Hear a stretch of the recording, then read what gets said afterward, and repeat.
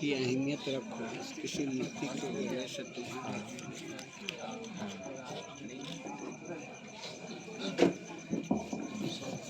السلام علیکم ورحمۃ اللہ تعالیٰ وبرکاتہ۔ وعلیکم السلام رحمۃ اللہ وبرکاتہ۔ ہم پیچھے سے دے رہے کیا آواز؟ آپ لوگ دھیرے بولے تو ہم الحمد تھوڑا تیز بولتے للہ ہیں۔ رب العالمین والصلاة والسلام على أشرف الأنبياء والمرسلين آله الطيبين الطاهرين وأصحابه المكرمين المعظمين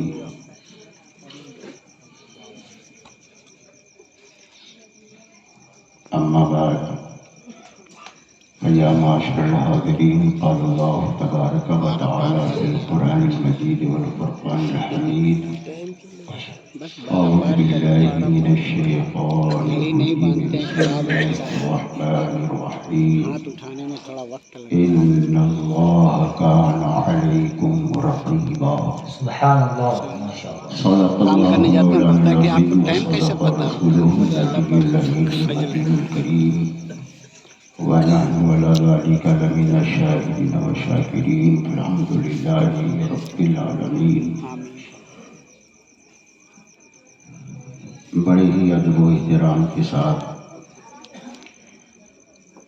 حضور اکرم سرور عالم نور مجسم مالک رقاب امم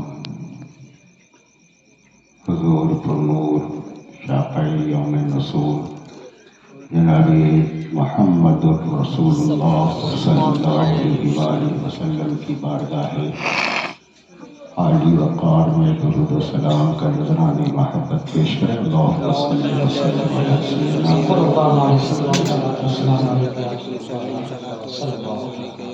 صلی اللہ علیہ وآلہ وسلم۔ بابو ابھی جوانی ہے، پیر نیچے کر لو، یہ میلاد تقریب محفل ہے، تھوڑا ادب سیکھ لو۔ سعید جس میں ہم سب کی شرکت ہو رہی ہے، غلط بول جس تناظر میں انعقاد پذیر ہے، یہ بتانے کی اللہ ضرورت کا شکر ہے نہیں کہ ہے۔ کچھ یاد رہتا ہے۔ ہم میں سے اکثر کو معلوم ہے یاد بھی رہتا اور عمل بھی، کہ ہر سال کی طرح اس سال جسے بھی بولتے ہیں وہ بھی سنتا ہے۔ عالم اسلام کی ایک عبقری شخصیت دنیائے اہل سنت کی نامی گرامی ذات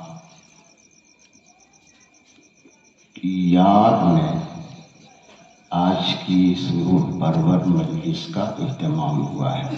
بے شک بے شک۔ بالخصوص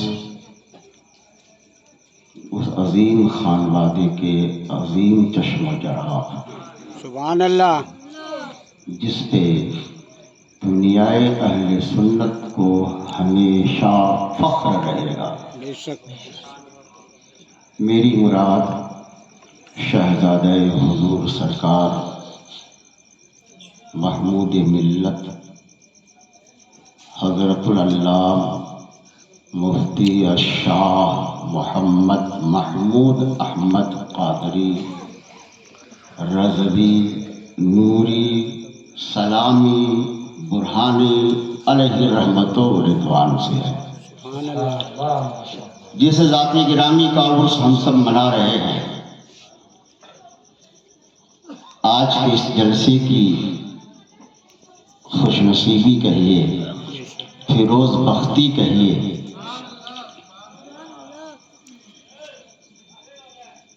کہ صاحب عرس کے خانوادے کا ایک روشن چراغ بھی آج کے اس روح پرور اجلاس میں تشریف فرما ہے۔ سبحان اللہ۔ بہت ساری شخصیتوں کے عرس منائے جاتے ہیں، مگر بہت کم ایسا ہوتا ہے جہاں صاحب عرس کے خاندان کا کوئی فرد موجود ہو۔ کیا بات ہے، سبحان اللہ، بہت اچھی۔ میری مراد نبیر حضور سیدی سرکار برہان ملت صوفی الشاہ الحاج ضیاء الحق صاحب قبلہ قادری برہانی محمودی दामद बिल्लाहुल आली से है। थोड़ी देर के बाद हज़रत वाला तबार की तशरीफ़ आवरी होगी। उनका आ जाना ही हम सब के नसीबे की अर्जमंदी की बेहतरीन दलील है। बेशक सुभान अल्लाह बेशक। तकरीर आप हजरात ने समाअत कर ली, शेर व सुखन से भी आगाही हासिल कर ली और नक़ीब इजलास के तन्ज़ो मज़ाह और तबाए ज़राफ़त से भी बहुत कुछ फैज़याब होने का आप लोगों को मौका मुयस्सर आया। स्टेज पे इस वक्त बहुत सारे काबिल एहतराम उलमा की शिरकत, बिलखुसूस गिरामी क़द्र मंज़िलत हज़रत मौलाना अलहाज मोहम्मद असरार अहमद साहब क़िबला क़ादरी, जो इस प्रोग्राम के मीर कारवां की हैसियत रखते हैं, और हमारे दिगर अतराफ़ व अकनाफ से तशरीफ़ लाने वाले वो बावक़ार शख्सियतें जिन्होंने अपना कीमती वक्त देकर आज के इस प्रोग्राम में चार चांद लगाने का काम किया है। हम उन सब हजरात के तहे दिल से शुक्रगुजार हैं। चंद बातें मैं आप तक अर्ज़ करने की सआदत हासिल करने जा रहा हूँ। दुआ करें अल्लाह ताला हम सबको कहने, सुनने, बोलने से ज़्यादा अमल सालिह की तौफ़ीक़ रफ़ीक़ अता फरमाए। क्योंकि मैं घनगर्ज खिताबत का आदी नहीं हूँ, और फिर अब तो दिन ब दिन इसमें मज़ीद गिरावट ही है। तो मालूम है शोला बयानी से अब कुछ हासिल होने नहीं जा रहा है, बल्कि बरसों पहले शायर मशरिक़ ने कहा था कि कौम की वो शोला मकाली न रही, बर्क़ तबई न रही, ख्याली न रही। माशाअल्लाह। तो ना पुख्ता ख्याली है, ना बर्क़ तबई है, ना शीरी ज़बानी है, ना फिर रूहे बिलाली है, फिर भी बहुत बेहतर फिर अंदाज़े फ़लसफ़े ग़ज़ाली है। बस मुझे कबूल कर लीजिए। अल्लाह ताला की बारगाह में दुआ है, अल्लाह ताला हम सबको आबाद रखे, खुश रखे, खुर्रम रखे, शाद रखे। आपको भी रखे। दोस्तान रंगी लग रहा है। सुभान अल्लाह। मैं अपने पीर व मुर्शिद के कलामे बावक़ार से दो चार तीन शेर सिर्फ तालीम के लिए, इस्लाह के लिए और आप सबको सिखाने के लिए तबर्रुकन पेश करने की सआदत हासिल कर। शायरी से भी तालीम दी जाती है। जी जी बेशक बेशक। शायरी में इतना दम है, इतना दम है कि मुक़र्रिर अगर 10 मिनट बोले, शायर एक शेर में वो बात तमाम कर देता है। इतना दम है शायरी में। मेरा ख्याल है कि उसे आप सुनिएगा तो इंशाअल्लाह बहुत कुछ सीखने को भी मिल जाएगा। और आजकल लबो लहजा मैंने बदल दिया है, बहुत सादा ज़बान इस्तेमाल कर रहा हूँ। बहुत दिनों तक भाइयों ने मुझे बदनाम भी किया कि बहुत सख्त लफ्ज़ का इस्तेमाल करते हैं, भारी भरकम ज़बान बोलते हैं, सबको समझ में नहीं आता है, तिल को ताड़ सरसों को पहाड़ बना देते हैं। ऐसा कुछ नहीं है, मैं समेटता हूँ, बहुत आसान सरल सहर ज़बान का इस्तेमाल करता हूँ। मेरे पीरो मुर्शिद और आप में से बहुत सारे लोगों के पीरो मुर्शिद हुजूर सैयदी सरकार बुरहान मिल्लत अल्लामा शाह मुफ्ती आज़म मध्य प्रदेश अब्दुल बाक़ी बुरहानुल हक़ रज़ियल मौला तआला अन्हु नव्वरल्लाहु मरक़दहु व मज़जअहु। अल्लाह ताला उनके फ़ैज़ व बरक़ात से पूरे आलम इस्लाम में रहने वाले हर खुश अक़ीदा इंसानों को फैज़याब फरमाए। आमीन। वो फरमाते हैं सग़ीये क़ुर्बे हक़ में गर फौज़न अज़ीमन चाहिए। सबको चाहिए कुछ ना कुछ, बिल्कुल सबको कुछ ना कुछ चाहिए। आपको भी चाहिए, یہ ریاضتیں، عبادتیں، یہ تقوی، یہ طہارت، یہ علمیت، یہ قابلیت، یہ استعداد، یہ دن رات کی بھاگ دوڑ، یہ تگ و دو، اور پھر یہ رکھ رکھاؤ، یہ سب عالی شان دکان مکان کھیت کھلیان ایوان میدان، سب کا مقصد یہی ہے کہ ہمیں کامیابی مل جائے۔ فرماتے ہیں سعی قرب حق میں گر فوزن عظیمن چاہیے، اگر کامیابی چاہتے ہو، قرب مولا تک باریابی چاہتے ہو، اللہ والا بننا چاہتے ہو، اللہ کا محبوب، اللہ کا دوست بننا چاہتے ہو، تمہاری عبادتوں کا مقصد، تمہاری ریاضتوں کا مقصد، تمہارے تقوی و طہارت کا مقصد، یاد رکھیے اللہ کی بارگاہ میں وہی آدمی محبوب ہوتا ہے جو اللہ کے محبوب کا محبوب ہوتا ہے۔ فرماتے ہیں سعی قرب حق میں گر فوزن عظیمن چاہیے، اتباع سید اکرم یقیناً چاہیے، کلمہ گوئی تو فقط اسلام کو کافی نہیں، حب احمد دل سے قولاً اور فعلاً چاہیے، تجھ کو زاہد ہو مبارک قصر جنت کا خیال، بس ہمیں سرکار کے سائے میں مسکن چاہیے، بس ہمیں سرکار کے سائے میں مسکن چاہیے۔ رکھیے ہم کو معلوم ہے، میں اصل میں اچھال پیدا نہیں کرنا چاہتا ہوں، مجھ کو پتا ہے، میں چاہتا ہوں انشاءاللہ تورنت آپ کو جی حقیقت آپ لوگوں کو معلوم ہے، ایک زمانہ بیت گیا ہے، سب معلوم ہے، لیکن اب احساس ہونے لگا ہے، سبحان اللہ، ہم نے کیا کھویا، ہم نے کیا پایا ہے، اب احساس ہو رہا ہے، اچھلیے نہیں، بس سنیے، سیکھیے، سبحان اللہ، سبحان اللہ، بس شعر سنیے، جلدی میں سنیے، سبحان اللہ، سبحان اللہ۔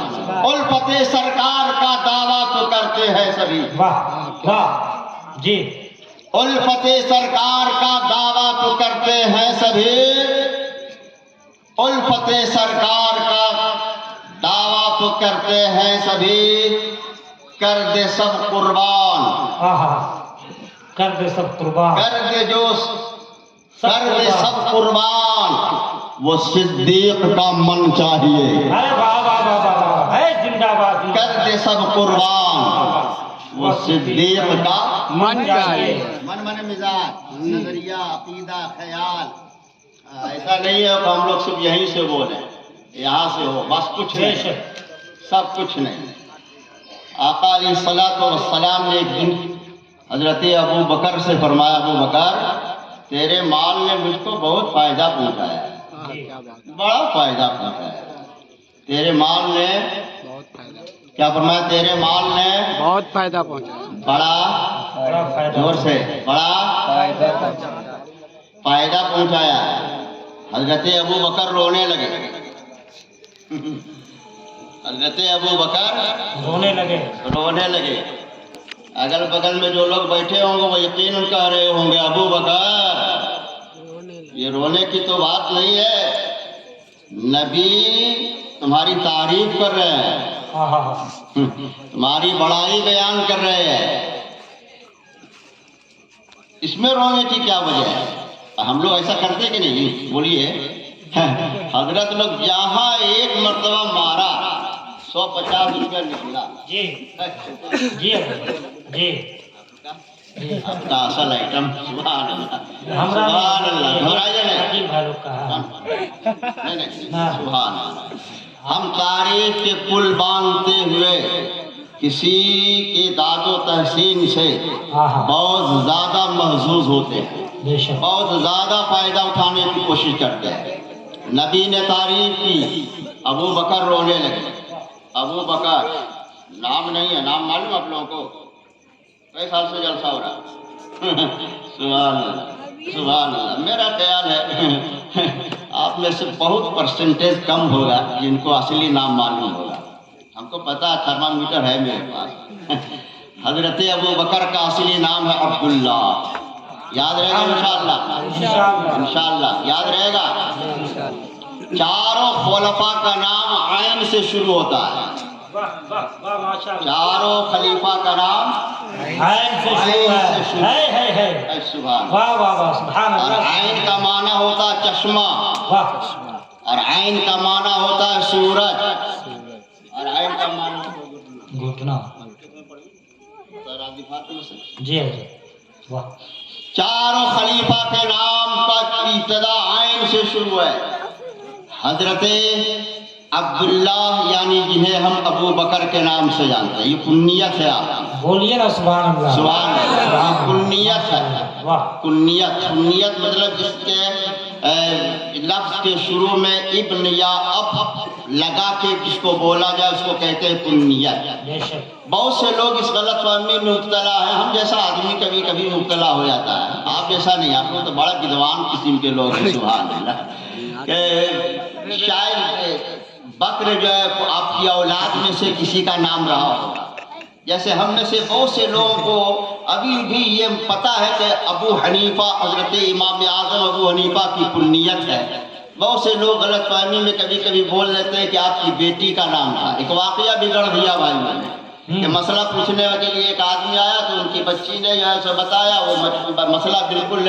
لاجواب تھا تو بہت خوش ہوئے حضرت امام اعظم رحمۃ اللہ تعالیٰ علیہ تو آپ نے اپنی کنیت رکھ لی ابو حنیفہ حالانکہ ایسی بات نہیں ہے یاد رکھیے جیسے حضرت ابو بکر کی کنیت ابو بکر اس بنیاد پہ نہیں ہے کہ آپ کی اولاد میں سے کسی کا نام بکر تھا اسی طرح سے امام اعظم ابو حنیفہ کی بھی کنیت ابو حنیفہ اس لیے نہیں ہے کہ آپ کی اولاد میں سے کسی کا نام حنیفہ تھا نہیں اس کے اندر الگ الگ مصلحتیں ہیں ایک مصلحت آپ سنیے بکر کہتے ہیں اول کو جو اول ہو جس کو اولیت حاصل ہو جس کو پہلا درجہ حاصل ہو ابھی آپ نے سنا ہے پیشر و خطیب فاضل نوجوان حضرت حافظ قاری عابد رضا صاحب سے کہ آپ جب جس نے سب سے پہلے اسلام کو قبول کیا ان شخصیتوں میں سے پہلی عظیم ترین شخصیت کا نام حضرت سیدنا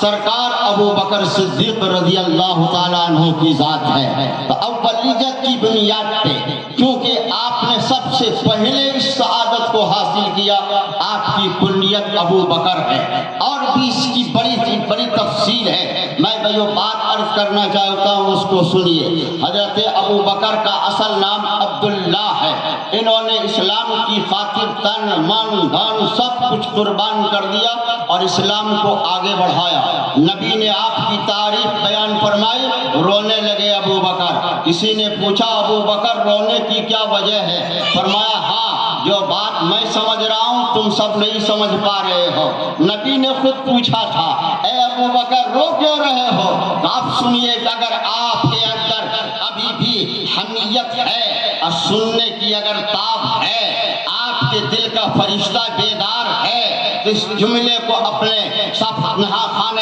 دل میں محفوظ کیجئے اب ابو بکر فرماتے یا رسول اللہ یہ مجھ کو سب پتا ہے کہ یہ تعریف کا لفظ ہے اس سے میری بڑائی اور تعریف کرنا مقصود ہے لیکن میں اس لیے نہیں رو رہا ہوں آپ کس لیے رو رہے ہو فرمایا میں صرف اس لیے رو رہا ہوں کہ آپ نے کہا ابو بکر تیرے مال نے مجھ کو فائدہ پہنچایا ہے یا رسول اللہ اس میں تیرا اور میرا کا کیا سوال پیدا ہوتا ہے ابو بکر بھی آپ کے لیے ہے ابو بکر کی اولاد بھی آپ کے لیے ہے ابو بکر کی جائیداد بھی آپ کے لیے ہے ابو بکر کا سارا مال آپ کے لیے ہے ابو بکر کا حال بھی آپ کے لیے ابو بکر کا آل بھی آپ کے لیے ابو بکر کا مال بھی آپ کے لیے ابو بکر کی آل بھی آپ کے لیے کیا نظر کروں تجھ کو کیا چیز ہماری ہے یہ دل بھی تمہارا ہے یہ جان بھی تمہاری ہے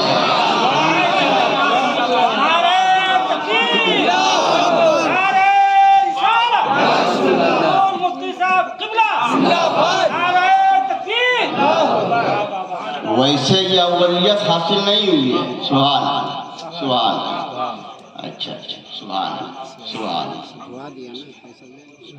سبحان اللہ میں نے کہا تک کہیے سبحان اللہ ہم کو پتا یہ قوم جہاں کنی میں پہنچ گئی ہے اور جہاں کنی کے وقت کلمہ پڑھنے کے لیے کہنا منع ہے بیٹھ کے خالی پڑھیے تاکہ اس کو یاد ہو جائے وہ خود پڑھنے لگے سبحان اللہ سبحان اللہ. شعر سنیے گا آپ لوگ. شعر سبحان اللہ سبحان اللہ. جس کو دیکھو جی جس کو دیکھو حشر کی شدت سے بچنے کے لیے. جس کو جس کو دیکھو واہ حشر کی شدت سے بچنے کے لیے جس کو دیکھو واہ کہہ رہا ہے ان کی رحمت ان کا دامن چاہیے. واہ واہ واہ. کہہ رہا ہے ان کی رحمت ان کا دامن چاہیے. ان کا دامن چاہیے نا آپ کو. میرے پیر نے آپ میں سے اکثر کے پیر نے واہ سیدی اعلیٰ حضرت کے نور نظر نے محبوب نظر نے مقبول نظر نے جنہیں روحانی بیٹا کہا جن کے علم پہ بھروسہ کیا جن کے تقوی پہ اعتماد کیا. اور جانتے ہیں ہندوستان آزاد نہیں ہوا تھا لیکن آزادی کے لیے لائحہ عمل تیار کیا جا چکا تھا. مجدد وقت ہیں سیدی سرکار اعلیٰ حضرت ہیں. ان کو اندازہ ہو گیا کہ بہت قریب ہے کہ ملک ہندوستان آزادی کی زنجیروں سے الگ ہو کر ایک آزاد ملک کی حیثیت سے دنیا میں جانا جائے گا. ضرورت پڑے گی قاضی کی ضرورت پڑے گی مفتی کی. تو 3 شخصیتوں کو بلوایا تھا. ان 3 شخصیتوں میں سے حضور صدر الشریعہ ہے بدر الطریقہ ہے علامہ شاہ مفتی امجد علی اعظمی مصنف بہار شریعت ہے. اور ایک عظیم المرتبہ شخصیت کا نام شبیہ غوث اعظم حضور مفتی اعظم علامہ شاہ مصطفیٰ رضا خان. اور تیسری علمی فکری انقلابی صاحب تقوی و طہارت شخصیت کا نام حضور سیدی سرکار برہان الحق حضور برہان ملت ہے. واہ واہ واہ واہ. ہے زندہ باد زندہ باد. نعرہ تکبیر نعرہ رسالت فیضان اعلیٰ حضرت کیجیے گا ڈپٹی حضرت. حضور صدر الشریعہ کو قاضی منتخب فرمایا اور ایک داہنے طرف حضور مفتی اعظم کو بٹھایا بائیں طرف حضور برہان ملت کو بٹھایا اور فرمایا مولانا امجد علی تم انہی دو مفتیان کرام کے بتائے گئے مسئلے کی روشنی میں دین کا ہر مسئلہ حل کرتے چلا جانا.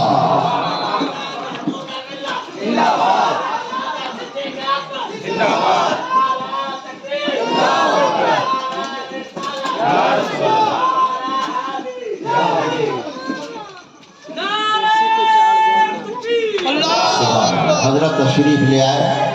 سبحان اللہ. ان کے چہرے باوقار کی زیارت باسعادت سے ہم سب محظوظ ہونے والے ہیں. ادب و احترام کے ساتھ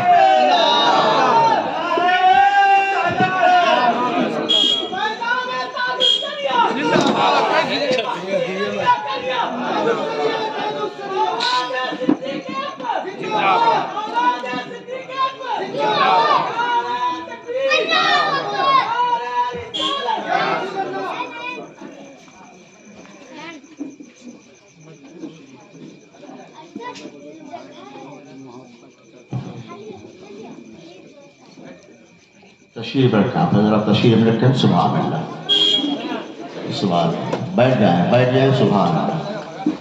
بہت جلد محفل کا اختتام ہوا. حضرت کی تشریف آوری ہو گئی. مخدوم گرامی وقار شہزادہ والا تبار حضرت اعلیٰ صفی شاہ ضیاء الحق صاحب قبلہ دامت اللہ کی تشریف آوری ہو گئی ہے.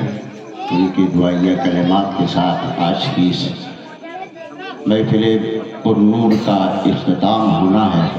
دوستو کتنے خوش نصیب ہیں آپ کہ جن کا عرس منا رہے ہیں. پتہ ہے انہی کے خانوادے کے چشم و چراغ آپ کی نگاہوں کے سامنے تشریف فرما ہے. اپنی خوش عقیدگی فیروز بختی پہ آپ جس قدر بھی ناز کریں بہت کم ہے. اور یہ محسوس کریں بس ایک جملہ میں آپ سے عرض کرنا چاہتا ہوں کہ یہاں سے جبل پور شہر پرنور کافی ہے دور. جب ان کی بات یہاں ہو رہی ہے تو اس قدر یہاں نور برس رہا ہے تو جس شہر جبل پور میں ان کی ذات موجود ہوگی وہاں کتنا نور برستا ہوگا۔ ہر سال یہ عرس ہوتا ہے، اللہ کرے کہ یہ سلسلہ تا قیامت چلتا رہے اور ہم سب اس نور بار محفلوں سے اپنے آپ کو فیض یاب کرتے رہیں اور اپنی عقیدت و محبت کے چراغ جلاتے رہیں انشاءاللہ۔ بزرگوں سے عقیدت، بزرگوں سے رشتہ اور بزرگوں سے انسیت یہاں بھی کام آئے گی اور وہاں بھی کام آئے گی۔ بس محبت سے وہ شعر سن لیجئے، وہ شعر میں جو حضور سرکار برہان ملت کا لکھا ہوا پڑھ رہا تھا، بس اس کا شعر سنیے۔ ہر آدمی چاہ رہا ہے تو میدان محشر وبا ہے، تصورات میں لائیے اس منظر کو۔ ایسے ماحول میں جب نفسا نفسی کا عالم ہو تو اس وقت آدمی کیا چاہ رہا ہوگا؟ یہی نہیں چاہ رہا ہوگا کہ حضور اکرم صلی اللہ علیہ وسلم کا پاک دامن ہم سب کو مل جائے اور اس دامن رحمت کی پناہ میں ہم سب آ جائیں، جس سے ہم سب کو نجات حاصل ہو جائے۔ تو فرمایا کہ وہ دامن آپ کو کیسے ملے گا؟ وہ شعر ہم سنا چکے ہیں، مگر وہ دامن ملے گا کیسے؟ یہی پیغام ہے جو ان کے شعر کے حوالے سے میں آپ کے نظر کرنے جا رہا ہوں کہ ہر آدمی چاہتا ہے کہ ہمیں حضور اکرم صلی اللہ علیہ وآلہ وسلم کا دامن رحمت مل جائے۔ تو فرمایا کہ سایہ دامان رحمت یوں تو مل سکتا نہیں، جیسے آپ وہ چاہتے ہیں آسانی سے، سایہ دامان رحمت یوں تو مل سکتا نہیں، سنیت کا خوب گہرا رنگ و روغن چاہیے، سنیت کا خوب گہرا رنگ و روغن چاہیے، سنیت کا خوب گہرا رنگ و روغن چاہیے۔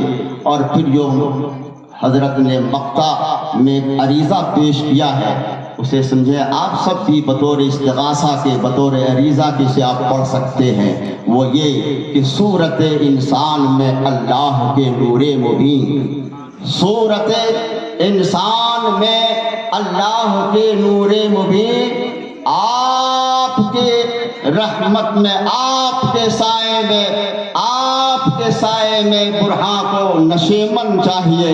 حضرات آج کا یہ نوربار جلسہ جس میں ہم سب شرکت کی سعادتیں حاصل کر رہے ہیں، میں چلتے چلاتے پیغام جو دینا چاہتا ہوں، کیونکہ میرا مزاج کچھ دوسرے طرح کا ہے۔ ہر آدمی اپنی پسند کی چیز مارکیٹ سے خریدتا ہے، میری جو پسند ہے اسے بھی میں اپنے مطالعے کے حوالے سے اخذ کرتا ہوں اور اپنے سامعین تک، اپنے بھائیوں تک پہنچاتا ہوں۔ مدینہ شریف ہے، مقدس سرزمین ہے، نوربار سرزمین ہے، وہ حسین زمین ہے جو عقیدت مندوں کی راجدھانی ہے، محبین کے مرکز عقیدت ہے، جہاں سے ہر طرح کے نور کی سپلائی ہو رہی ہے۔ حضور اکرم صلی اللہ علیہ وآلہ وسلم کے وصال پرجلال، آپ کے انتقال پرملال اور ظاہری حیات سے پردہ فرما جانے کے بعد جب خلافت کی بات کو سیدنا صدیق اکبر نے سنبھالی ہے، اسی مقدس سرزمین پہ قحط سالی کا ایک زمانہ آیا۔ سیدنا سرکار ابو بکر صدیق رضی اللہ تعالی عنہ نے سوچا کہ کیوں نہیں جو بھی مالی تعاون کیا جاتا ہے اس حساب سے ہم کھانے کا ایک پیکٹ بنا کر ہر آدمی تک پہنچا دیں۔ اسی درمیان اعلان عام کر دیا گیا کہ جتنے بھی مدینہ شریف اور گرد و نواح اطراف و اکناف میں رہنے والے لوگ ہیں، حوالی و موالی میں رہتے ہیں، وہ لوگ آ کر کے کھانے کا پیکٹ حاصل کر لیں۔ دوستان محترم سارے لوگ آتے گئے اور اپنے اپنے حصے کا پیکٹ لے کے واپس جاتے گئے۔ ایک آدمی آیا، اس نے کہا ہمیں آپ مہربانی کر کے 2 حصہ دے دیں، 2 پیکٹ ہمیں عطا کر دیں۔ بانٹنے والے، تقسیم کرنے والے نے کہا تھا سب کو ایک دینے کا حکم ہے، ہم تمہیں 2 نہیں دے سکتے۔ اچھا دیا یا نہ دے یہ تو بات کی چیز ہے، ایک بات بتاؤ تمہیں 2 کی ضرورت کیوں پڑ گئی ہے؟ سارے لے جانے والے لوگوں نے اپنی اپنی ضرورت کے حساب سے اپنا اپنا حصہ لیا، تم نے 2 حصے کی فرمائش کیوں کی ہے؟ تو اس آدمی کا جواب سنیے، شاید وہ بھی ہمارے لیے بھی لائے ہے عمل ہے، اور پھر اس کے بعد جو جواب ملے گا وہ بھی ہمارے لیے نصیحت کا بہت کے لیے بہت کارگر ہے۔ اس آدمی نے کہا ہاں میرے دل میں اب بھی رحم و کرم کا جذبہ موجود ہے۔ کیا ہوا؟ قحط آ گیا ہے، کیا ہو گیا؟ سوکھا چھا گیا ہے، کیا ہوا؟ ہم کھانے کے کے ہمارے یہ کھانے کے لالے پڑ گئے ہیں۔ اب بھی دیکھیے نا، ہم دو اس لیے مانگ رہے ہیں کہ سامنے سے یہ آگے چچا جان بیٹھے ہیں جن کی عمر کافی ہو چکی ہے، وہ کافی دیر سے بیٹھے ہوئے ہیں لیکن وہ کچھ مانگ نہیں رہے ہیں۔ لگتا ہے مانگتے ہوئے ان کو کچھ اور محسوس ہو رہی ہے، ان کو شرم آ رہی ہے کہ ہم ہاتھ کیسے پھیلائیں۔ اس لیے ایک حصہ میں اپنے لیے مانگ رہا ہوں اور ایک حصہ اس بزرگ آدمی کے لیے مانگ رہا ہوں۔ اس لیے آپ ہمیں 2 پیکٹ دے دیں، ہمیں 2 حصہ دے دیں۔ روایتوں میں آیا ہے، کتابوں میں لکھا ہے کہ اس تقسیم کرنے والے نے اتنا جب سنا ہے تو اس کے تیور بدل گئے، انداز بدل گیا، پاؤں تلے زمین کھسکنے لگی۔ کہا جانتے ہو وہ بزرگ کون ہے؟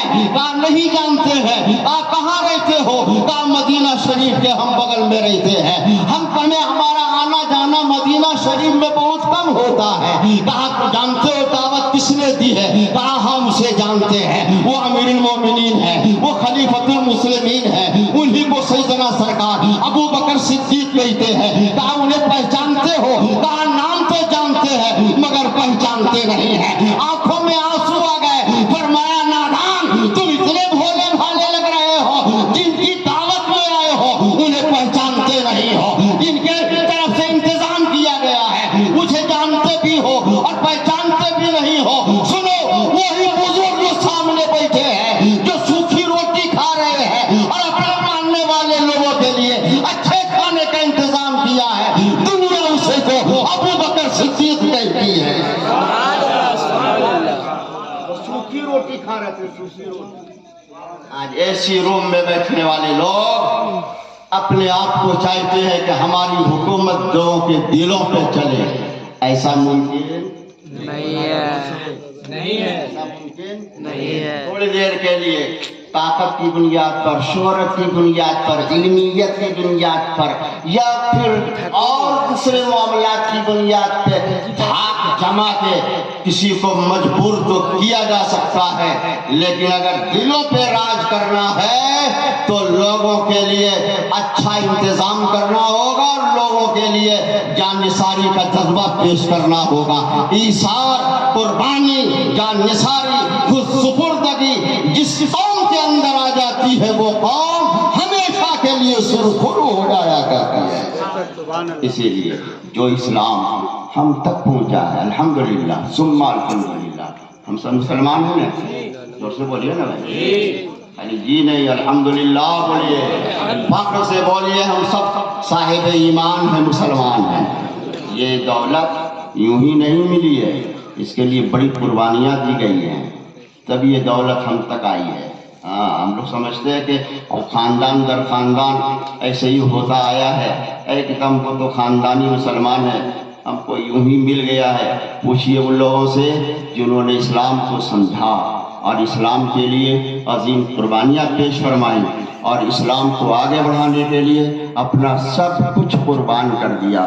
ان جانثاروں سے پوچھئے، صحابہ سے پوچھئے، تابعین سے پوچھئے، تبع تابعین سے پوچھئے، اولیاء کاملین سے پوچھئے، علماء ربانیین سے پوچھئے۔ یہ سلسلہ آگے بڑھا جب شہر جبل پور میں جو علمی گھرانہ، جو انقلابی گھرانہ، جو فکری گھرانہ آج روئے زمین پہ دین کا کام کر رہا ہے، اس گھرانے کا نام جانتے ہو؟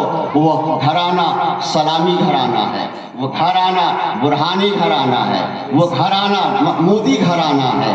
اس گھرانے میں نسل در نسل ایسے باوقار متدین اور صاحب الرائے اور صاحب اصابہ اور صاحب استقامت اور صاحب کرامت شخصیتوں کی جلوہ گری ہوئی ہے، ہم اس کو احساس بھی نہیں کر سکتے، اس لیے پڑھتے بھی نہیں ہیں، جانتے بھی نہیں ہیں، سنتے بھی نہیں ہیں۔ صرف جوشیلی تقریر، صرف نعروں والی تقریر، سیکھنے کا مزاج بھی نہیں ہے۔ جب کسی کو جانا جاتا ہے، جب کسی کو پہچانا جاتا ہے، تب اس کی عظمتوں کے سکے ہمارے دلوں میں جمتے ہیں، تب اس قربت کا جذبہ پیدا ہوتا ہے. جب محبتوں کے چراغ جلتے ہیں, جب کسی کی شخصیت نکل کے سامنے آتی ہے, تب سمجھ میں آتا ہے کہ کتنی بڑی علمی شخصیت ہے, کس قدر دین کے لیے, ملت کے لیے, مسلک کے لیے انہوں نے قربانیاں پیش فرمائی ہے. آپ سب کو نہیں معلوم, حضور محمود ملت ایک عالم ربانی کا نام ہے, حضور برہان ملت ایک عالم ربانی کا نام ہے,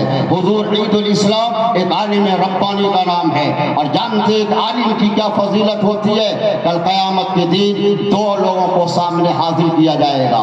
ان میں سے جانتے ہو, ایک آدمی وہ ہوگا جو شہید ہوگا, اور ایک آدمی وہ ہوگا جو عالم ہوگا. تو اس میں سے دونوں کو سامنے لایا جائے گا, مگر شہید کے بارے میں فرمایا جائے گا چلے جاؤ تم جنت میں. عالم سے فرمایا جائے گا قف ہا ہونا. ایک روایت میں آیا ہے اس وقت یہاں ٹھہر جائیے, یہاں بھی آپ رک جائیے. وہ کچھ عرض کرے گا مولا ہمیں کیوں ٹھہرایا جا رہا ہے, ہمیں کیوں رکنے کو کہا جا رہا ہے؟ وہ عالم ربانی, عالم باعمل, وہ عالم جس کا سینہ خشیت الہی کا گنجینہ تھا, جو عالم باعمل تھا, وہ سامنے رک جائے گا. اللہ تعالیٰ کا کرم ہوگا, فرمایا جائے گا عالم ہم نے تمہیں اس لیے نہیں روکا ہے کہ تمہیں جنت میں داخلہ نہیں ملے گا, ہم نے تمہیں اس لیے روکا ہے, اس لیے روکا ہے کہ اب میرا فرمان سنو, اشفا لمن احببتا. اے عالم دین اس کی شفاعت کرو جس سے تمہیں پیار تھا, جس سے تم محبت کرتا تھا, جس سے تمہارا گہرا لگاؤ تھا, جس سے تمہارا دینی تعلق تھا. اس کی شفاعت کر کے خود بھی جنت میں جاؤ اور انہیں بھی ساتھ جنت میں لیتے چلے جاؤ. دوستو ایک روایت میں آیا کل قیامت کے دن شہیدوں کے خون کی وہ اعمال وزن میں رکھا جائے گا, اور عالم ربانی کے قلم سے نکلنے والی سیاہی کو بھی میزان عمل پہ رکھا جائے گا. روایتوں میں آیا ہے کہ جہاں عالم ربانی کے قلم سے نکلنے والی سیاہی جس پلے پہ رکھا جائے گا وہ پلہ بھاری ہو جائے گا. فرق کیا ہے؟ بس چلتے چلاتے کہ اشارہ کر دو.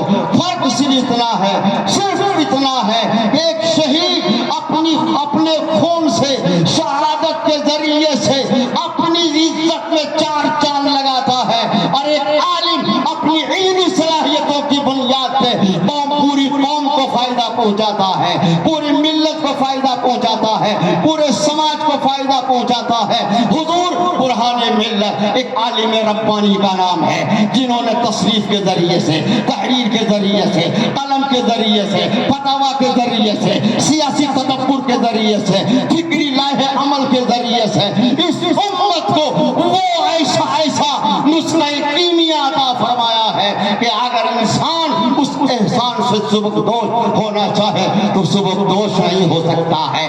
اس لیے علماء دوستی, اولیاء دوستی, بزرگوں سے لگاؤ, علماء کا احترام, خانقاہوں سے تعلق, یہ آپ کے ایمان و عمل کی حفاظت کا بہترین سامان ہے. اس لیے آج کے اس قحط الرجال ماحول میں, دین بیزاری کے اس دور میں, اور دین سے دوری پیدا کیے جانے والے ان حالات میں ہم سب کی ضرورت اس بات کی ہے کہ ہم سب خانقاہوں سے اپنے رشتہ محبت کو مزید استوار کر لیں. انشاءاللہ قیامت کے دن یہ رشتہ تو قائم آئے گا ہی, دنیا میں بھی اور دنیا کے بعد قبر میں بھی آپ کی کامیابی اور کامرانی کا یہ رشتہ ضامن بن جائے گا. قرآن حکیم سے میں نے جو ایک مقدس ٹکڑا آپ کے سامنے پڑھا ہے, ہم لوگوں کی مزید ذمہ داریاں بن جاتی ہے. علماء باوقار یہاں بیٹھے ہیں, اللہ فرماتا ان اللہ کان علیکم رقیبا, بے شک اللہ تمہارے لیے نگراں ہے, تمہارا نگہبان ہے. اللہ پاک کی ذات سے ہمارا کوئی عمل جیسے چھپا ہوا نہیں ہے, وہ سب کچھ جانتا ہے, وہ ہر عمل کو جانتا ہے, ظاہر کو بھی جانتا ہے, باطن کو بھی جانتا ہے, وہ ہمارے دل کی دھڑکنوں کو بھی جانتا ہے, جو ہم نے کیا اسے بھی جانتا ہے, اور جو کر رہے ہیں اسے بھی جانتا ہے, اور جو ہم کرنے والے ہیں اسے بھی جانتا ہے. ایک مومن کا تصور, ایک مومن کا عقیدہ جب اتنا مضبوط اور راسخ ہو جائے گا تو آپ سوچ सकते हैं कि जिस मॉल में, शॉपिंग सेंटर पे, जहाँ जहाँ भी सीसी कैमरे लगे हुए हैं, वहाँ आदमी थोड़ा सा झिझकता है, थोड़ा सा अपने आप को खौफजदा महसूस करता है कि हमारा अमल के सीसी कैमरे में कहीं कैद ना हो जाए। दोस्तान मोहतरम, जहाँ हम अल्लाह की जात के हवाले से ये अकीदा रखते हैं, वही ये उलमा तो ये अकीदा भी बयान करते हैं कि हम अपने रसूल को भी आलिमुल गैब समझते हैं, हम अपने रसूल को भी आलिम इल्म गैब जानते हैं, हम अपने औलिया अल्लाह के बारे में भी अकीदा रखते हैं, हमारे बुजुर्गाने दीन को भी हमारे आमाल को जानते हैं, हमारी नीयतों को जानते हैं। तो जिस जमात अहले सुन्नत का अकीदा ये है कि साहिबे उर्स को ये सब पता है, अल्लाह वालों को ये मालूम है, औलिया अल्लाह को पता है, रसूलुल्लाह को पता है, और इन दोनों शख्सियतों को जो ताकत और कुव्वत देने वाली जात अल्लाह की है, उसकी जात निगरां है। जब उससे कोई बात हमारी घटी छुटी नहीं है, हम वो काम क्यों करें जो दूसरों के सामने भी हमारी बेइज्जती का सामान बन जाए और आखिरत के दिन हमारे लिए मुकाबिले मुआवजा बन जाए। अल्लाह तबारक व तआला हमारे दिलों में भी अपना खौफ, अपने प्यारे महबूब की सच्ची मोहब्बत, बुजुर्गाने दीन की पक्की अकीदतों का चिराग जला दे, ताकि हमारी जिंदगी का कारवां आसानी के साथ जुल्मातों तारीकियों से आगे बढ़ सके। अल्लाह ताला हम सबको कहने सुनने बोलने से ज़्यादा अमल सालेह की तौफीक रफ़ीक अता फरमाए, और आज की इस मजलिस पाक को अपने पाक बारगाह में इन पाक नफूस कुदसिया के हवाले से कबूलियत का शरफ अता फरमाए, और इन बुजुर्गों के दामन करम से हमेशा वाबिस्ता रहने की भी तौफीक और वानी फरमाए। वाखिर दावाना अनिल हम्दुलिल्लाह रब्बिल आलमीन। अल्लाह पाक आज के इस मजलिस में कहने सुनने जाने वाले हर कलमात के हवाले से जो कुछ भी कहा सुना गया है, हमारे लिए, आपके लिए, साहिब उर्स के तरक्यात के लिए, उनके कब्र पे रहमत और नूर की बरसात के लिए, और उनके मुरीदीन मोतक़दीन पे रहमत और नूर के फैज़ान की बरसात के लिए सामान और जरिया बनाए, ज़ुख़्रे आखिरत बनाए, निजात का जरिया बनाए। अब तो चलते हैं, मैं कदे से मीर, फिर मिलेंगे अगर खुदा ने लाया।